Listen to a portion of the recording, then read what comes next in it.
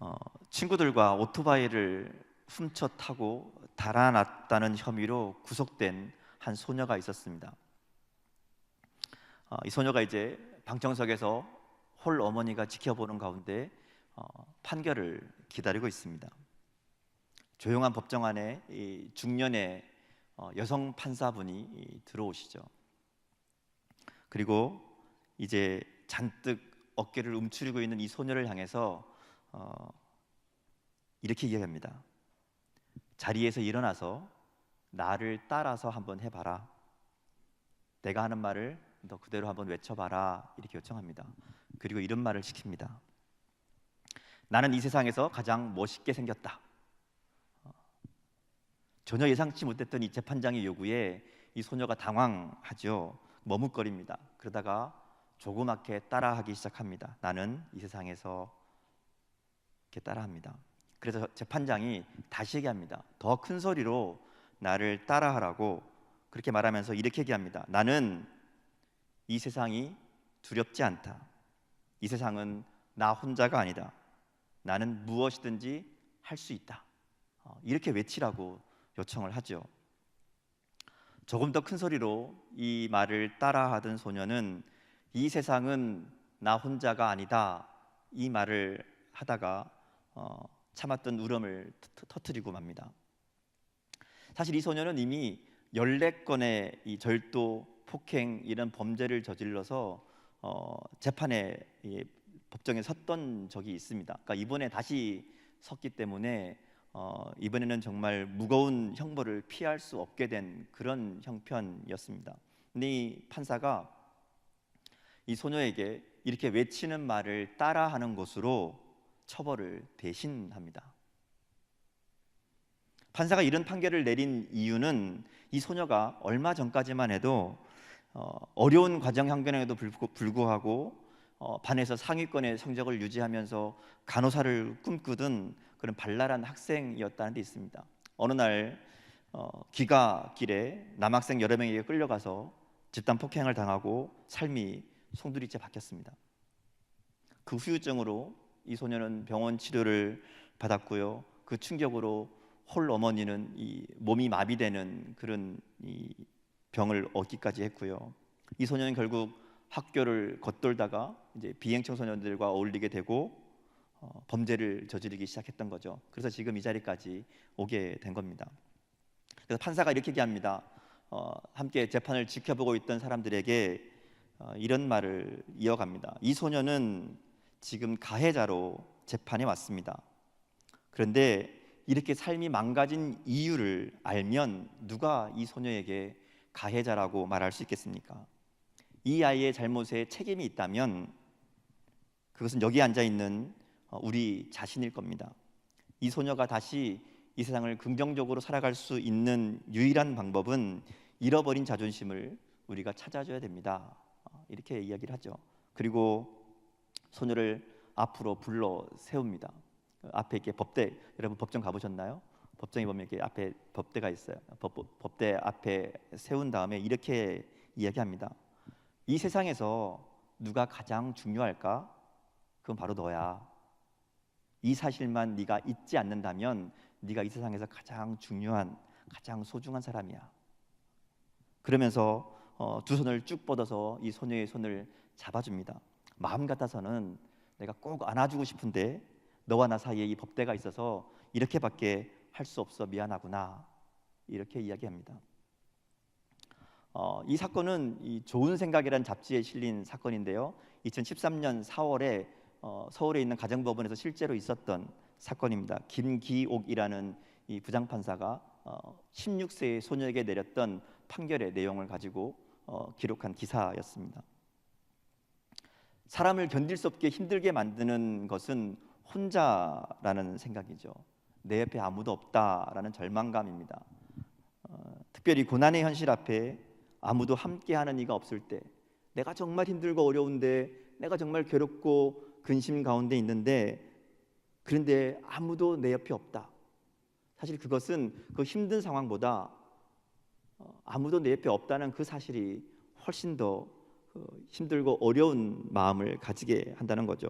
그래서 반대로 고난 가운데 있을 때, 어려움 가운데 있을 때 누군가 나와 함께 한다면, 내 이 힘들고 어려운 마음을 나눌 사람이 있다면, 알아줄 사람이 한 사람이라도 있다면 삶이 달라지죠. 오늘 이 소녀의 이야기처럼 그 마음을 알아주고 그 형편을 이해해주는 한 사람만 있다면 그 삶이 완전히 달라지게 된다는 겁니다. 누군가 나를 알아주는 사람이 한 사람만 있어도 그 삶이 달라지는데, 하나님이 우리와 함께 하신다면, 하나님이 나와 함께 하신다는 것을 확신하며 살아간다면 우리의 인생도 전혀 다른 모습으로 달라지지 않을까요? 오늘 본문에 보면 예수님께서 이렇게 우리와 함께 하시는 하나님에 대한 이야기를 들려주십니다. 오늘 본문은 여러분 잘 아시는 대로 예수님이 잡히시기 전에 이제 전날 밤에 제자들에게 마지막 유언과도 같은 말씀을 계속 해주시죠. 그 내용 중에 하나입니다. 예수님께 제자들에게 이제 조금 있으면 너희가 나를 보지 못할 것이다, 내가 너희를 떠날 것이다, 너희들만 남게 될 것이다 반복해서 이야기하십니다. 근데 이야기를 들은 제자들이 예수님의 말씀을 제대로 이해하지 못하죠. 갑작스러운 선생님의 이야기에 당황하며 두려워합니다. 말하자면 자기들은 인생을 걸고 예수님을 선생님으로 따랐는데, 열심히 쫓아다녔는데 떠나버리신다면, 그냥 이렇게 선생님이 없어진다면 자신들의 인생이 어떻게 될 것인가 막막하고 답답한 마음입니다. 성경에 보면 그들이 서로 웅성거리고 이야기하지만 차마 예수님께 물어보지 못하고 우물쭈물하고 있는 모습을 보게 됩니다. 그들 예수님이 떠나가시면 자신들은 버림받는 것이 아닌가, 이 세상에 혼자 남겨지는 것이 아닐까 하는 두려움 앞에 서 있는 거죠. 이런 제자들의 마음을 아시고 예수님이 오늘 이야기를 들려주십니다. 자, 예수님께서 떠나기 전에 마지막 제자들에게 어떤 이야기를 하셨을까? 제가 만약에 여러분을 두고 마지막으로 떠난다면 어떤 이야기를 할까요? 여러분 잘 될 겁니다. 걱정하지 마세요. 여러분 열심히 살다 보면 하나님이 은혜를 베푸셔서 여러분의 삶이 성공할 겁니다. 뭐 이런 얘기 할 것 같아요. 예수님께서 그러셨는가? 그렇지 않아요. 예수님 무슨 얘기 하시는가 하면, 너희가 큰 슬픔을 맛볼 것이다. 너희가 고통이 있고 눈물이 있을 거다. 세상은 자신들이 이긴 줄 알고 기뻐할 것이다. 이런 얘기를 하세요. 오늘 20절 말씀 볼까요? 20절 보면 이렇게 얘기합니다. 너희는 곡하고 애통할 것이다. 예수님을 믿는다는 이유 때문에 출교당할 것이고, 억울한 누명을 쓰기도 할 것이고, 세상에서 많은 어려움을 겪게 될 것이다. 이렇게 얘기한다는 거죠. 예수님 믿는 것 때문에 고난당할 거다. 예수님 믿는 것 때문에 죽음을 당할 수도 있다. 제자들이 놀랬겠죠. 당황했겠죠. 예수님이 이게 아닌데요, 우리가 원하는 건, 우리가 따랐던 것은 이런 게 아닌데요 라고 생각할 겁니다. 예수님께서 그게 전부가 아니라고 이야기하시죠. 뒤에 보면 세상이 이긴 것처럼 기뻐하겠지만, 그래서 너희가 근심하겠지만 그 근심이 도리어 기쁨이 될 것이다. 이렇게 얘기합니다. 예수님이 무슨 얘기 하시는가 하면, 너희가 이 세상에서 나를 믿고 살아가면 어려움이 없을 거야, 성공할 거야, 잘 될 거야, 문제 없을 거야, 이런 이야기가 아니라는 거죠. 너희가 이 땅 가운데 나를 믿고 나를 따르며 살다 보면 어려움을 당할 거다. 힘든 일도 있을 거야. 고난과 괴로운 일들이 있을 거란 거죠. 너희가 곡하고 애통하는 순간이 있을 거라고 이야기합니다. 근데 괴롭고 힘든 그런 고난과 어려움이 올 텐데, 그럴 때 기뻐해라 라고 얘기하는 거예요. 모든 것이 끝난 것 같고 실패한 것 같고 패배한 것 같은 그 순간에도 기뻐해라. 왜냐하면 내가 이겼다, 이런 이야기를 하신다는 거죠. 오늘 들려주신 얘기가 그 얘기잖아요. 내가 세상을 이겼다, 그러니까 담대하라, 기뻐해라, 이렇게 말씀하시는 거예요. 그러면서 그 승리가 무엇인지, 어떻게 하면 그 환난 가운데 믿음으로 승리할 수 있는지를 하나하나 이야기하십니다. 제일 먼저 하시는 얘기는 그런 얘기 하세요. 힘들고 어려운 시간이 다가오겠지만 기뻐하라, 이렇게 말씀합니다. 20절 말씀을 보면 너희 근심이 도리어 기쁨이 될 것이다 말씀합니다. 지금은 근심하지만 너희 마음이 기쁠 때가 있을 것이고, 그 기쁨을 빼앗을 자가 없을 것이다 이렇게 얘기합니다. 물론 이것은 1차적으로 예수님이 부활하셨을 때 다시 만났을 때 제자들이 가지게 될 기쁨을 의미하죠. 근데 성경을 보면 사실은 하나님은 항상 우리들에게 기쁨에 대한 이야기들을 많이 하시죠. 하나님은 믿는 자들의 마음에 기쁨을 공급하시는 분입니다. 하나님은 우리의 슬픔을 기쁨으로 바꾸시는 분이죠. 더 나아가서 성경은 우리들에게 항상 기뻐하라고 말씀합니다. 사도 바울을 보면 그의 편지에서 여러 번에 걸쳐서 기뻐하라라고 얘기한다는 거죠. 기뻐하라, 기뻐하라. 말하자면 올바른 신앙인의 모습은 기뻐하는 것이다, 그런 의미예요. 근데 문제는 성경은 이렇게 말하지만 우리의 환경은, 우리가 처해 있는 형편은 우리가 전혀 기쁘지 않도록 만든다는 거죠. 예수님도 고난이 있을 것이다 말씀하신 것처럼 우리의 현실을 바라보면 도무지 기뻐할 일이 없다는 거예요. 그런데 어떻게 기뻐할 수 있는가? 그게 마음먹은 대로 되는 거냐고. 여러분 해보셨나요? 기뻐하라는 거 기뻐해봤어요? 그게 기뻐한다고 마음먹으면 되던가요? 쉽지 않은 일입니다. 근데 예수님은 우리의 고난과 근심이 도리어 기쁨이 될 것이다 말씀합니다. 그리고 이 말을 우리처럼 이해하지 못하고 있던 제자들에게 한 가지 이야기를 들려주시죠. 그게 해산하는 여인에 대한 이야기입니다. 그 뒤에 보면 나오는 이야기를 보면 여인에 대한 이야기라죠. 인간이 느낄 수 있는 고통 가운데 가장 큰 고통이 해산의 고통이라고 얘기합니다. 저도 애를 낳아보진 않아서 잘 모르겠지만 아이를 낳는 과정을 옆에서 같이 지켜보면 그 고통이 정말 상상할 수 없는 고통이라는 것을 알고 있습니다.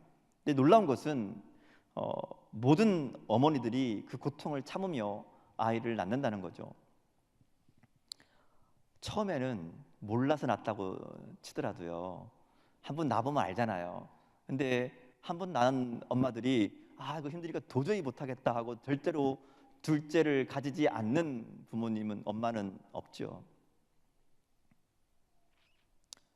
처음에는 몰라서 한 번 낳았다 치더라도 두 번째는 알기 때문에 다시는 안 할 것 같은데 둘이고 셋이고 많이 낳는 분은 10명까지 그 고통을 10번을 반복하더라도 다시 그 일을 한다는 거죠. 왜냐하면 그 고통이 정말 상상할 수 없을 만큼 크지만 그 고통 뒤에는 그보다 훨씬 더 큰 기쁨이 있기 때문에 그것을 알기에 그 고통을 기꺼이 감수하는 거잖아요. 예수님 그 얘기 하시는 거예요. 해산하는 여인의 이야기를 하시면서 우리가 당하는 고난과 어려움도 마찬가지라는 거죠. 우리가 당하는 고난, 어려움들 바라볼 때 그 고통이 정말 견디기 힘든 어려움일 수도 있지만, 그러나 그 고통 뒤에 있는 승리와 영광을 안다면 그 고통을 기꺼이 참을 수 있는 것들이 된다는 겁니다.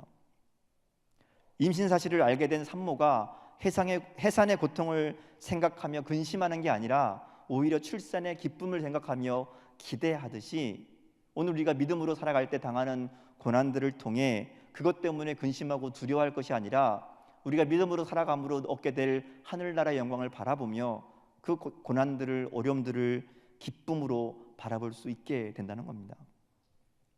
자, 여러분 마음속에 근심과 두려움이 기쁨으로 바뀌시나요? 그런가요? 예수님께 말씀하시는데 쉽지 않죠. 예수님 또 한 가지 얘기를 들려주세요. 예수님이 하나 더 준비하셨죠. 24절 말씀입니다. 24절 말씀을 보면 이렇게 얘기하죠. 지금까지는 너희가 내 이름으로 아무것도 구하지 아니하였으나 구하라, 그리하면 받으리니 너희 기쁨이 충만하리라. 기도를 준비해 놓으셨죠. 기도하라고 말씀합니다. 그러기에 기도하라고, 기뻐할 수 없는 현실이기에 기도하라고, 그러면 하나님이 응답하실 것이고 너희 기쁨이 충만할 것이다 약속하신다는 거죠. 고난은 어려움을 가져옵니다. 그러나 주저앉아서 낙심하고 절망할 것이 아니라 오히려 고난 가운데 기도하라고 말씀하시죠. 그렇게 하면 하나님께서 우리의 고난을 기쁨으로 바꾸어 주신다고, 우리의 눈물을 노래로 바꾸어 주신다고 약속합니다. 여러분 믿어지십니까? 기도하면 하나님께서 우리의 근심을, 우리의 고난을 기쁨으로 바꾸어 주신다고 약속하셨다는 거죠. 무엇이든지 구하라, 그러면 받을 것이고 너희 기쁨이 충만할 것이다. 그 기쁨을 빼앗을 자가 없을 것이다. 안 해보신 분들은 해보시기 바랍니다. 그렇다고 아무 기도나 다 들어준다, 그런 이야기는 아니죠. 이것은 어떤 의미인가 하면 하나님과 우리의 관계가 달라졌다라는 의미입니다. 하나님께 무엇이든지 구할 수 있는 관계, 하나님께 어떤 것이든지 말할 수 있는 관계로 우리의 관계가 새롭게 되었음을 말씀하시는 거죠. 그래서 이제부터는 하나님 앞에서 무엇이든지 구할 수 있는 하나님의 자녀가 되었다라는 얘기예요. 자, 생각해 보세요. 하나님께서 그러면 왜 우리의 기도를 들어주실까? 왜 무엇이든지 구하라고 했을까? 도대체 뭐 때문에? 도대체 왜 하나님께서 우리에게 이렇게 들어주시겠다, 기쁨을 주시겠다 이야기하셨을까? 지금 여러분들처럼 잘 못 믿기 때문에 예수님께서 그 이유를 알려주시죠. 27절 말씀입니다. 우리 27절 말씀을 같이 한번 읽어볼까요? 27절 같이 읽겠습니다. 시작.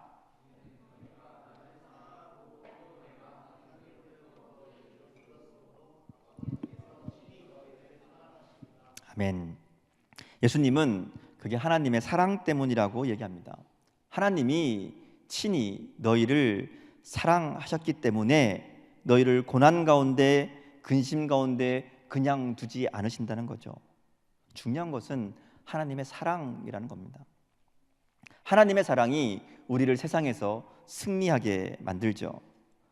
그러기에 하나님이 나를 사랑하신다는 이 확신만 있다면 우리는 어떤 고난도 이겨낼 수 있습니다.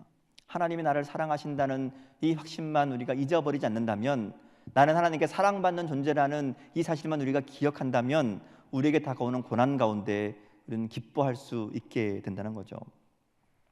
그래서 예수님께서 제자들에게 이 하나님의 사랑이 뭔지를 설명하기 위해서 자신의 삶을 이야기합니다. 그러니까 25절 말씀부터 보면 조금 어려운 얘기가 있는데요. 예수님께서 제자들에게 이런 얘기합니다. 28절에 보면 쭉 얘기를 하다가 요약해서 내가 아버지에게서 나와 세상에 왔고 다시 세상을 떠나 아버지께로 가노라 이렇게 말씀합니다.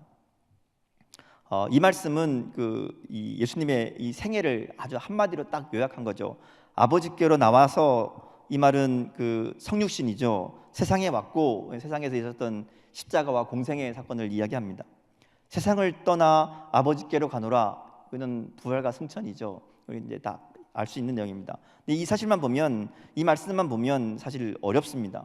근데 우리가 이 성경의 상황을 잘 생각해 보면 이해할 수 있어요. 지금 예수님께서 제자들과 이야기를 하는 중이었죠. 예수님 제자들에게 막 설명을 해주십니다. 이야기, 마지막 남은 유언 같은 이야기들을 쭉 들려주시죠. 근데 그 중에 요한복음은 기록하면서 중요한 것만 기록했을 거라는 거죠. 요약해서 정리해서. 그래서 많은 이야기 중에 아마 이 사도 요한이 핵심만 뽑아서 요약하지 않았을까. 왜냐하면 이 얘기를 쭉 하신 다음에 제자들이 하는 얘기가 뭔가 하면, 주님께서 이렇게 설명해 주시니까 우리가 다 알겠습니다, 우리가 믿습니다, 이렇게 뒤에 보면 나오잖아요.